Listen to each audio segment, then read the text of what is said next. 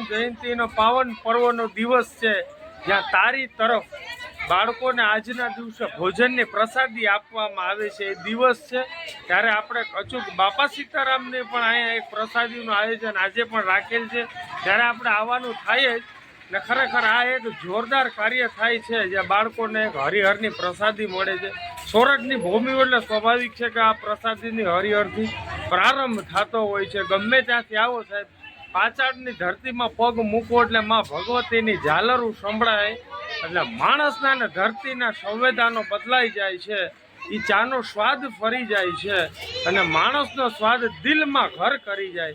એ આપણું સોરઠ કહેવાય છે. ત્યારે અમારા હિતેશભાઈ સરવૈયાને આપણે પૂછીએ કે આજના દિવસે બે શબ્દ કયો લોકોને, જો કે આપની ચેનલમાં જોડાયેલા હશે એટલે સૌ ખુશ જ હશે, છતાં પણ બે શબ્દથી સન્માનિત કરીએ.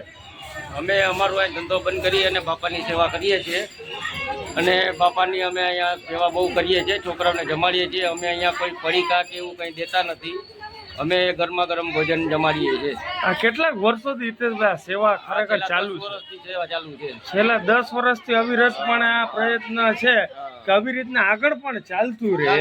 તમારો પ્રયત્ન અને તમારી સાથે જોડાયેલા તમામ લોકોનો સાથ અને સહકાર છે તો આ વસ્તુ થઈ શકે ને. હજી પણ આગળ હરિહર અને આજે તમે અવળી જગ્યા જોઈ શકો છો, જે આવનારા સમયમાં એવું લાગે કે આનાથી કદાચ મોટી સંખ્યા પણ અને મોટી વિશાળ જગ્યા પણ આપે તો આનાથી વધારે બાળકોને જમાડી શકીએ, તો એવી આશા રાખીએ છીએ. તો જય હિન્દ, જય ભારત, જય બાપા સીતારામ.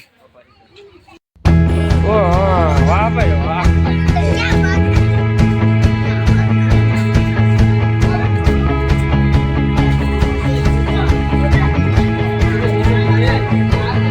હા ભાઈ વાહ.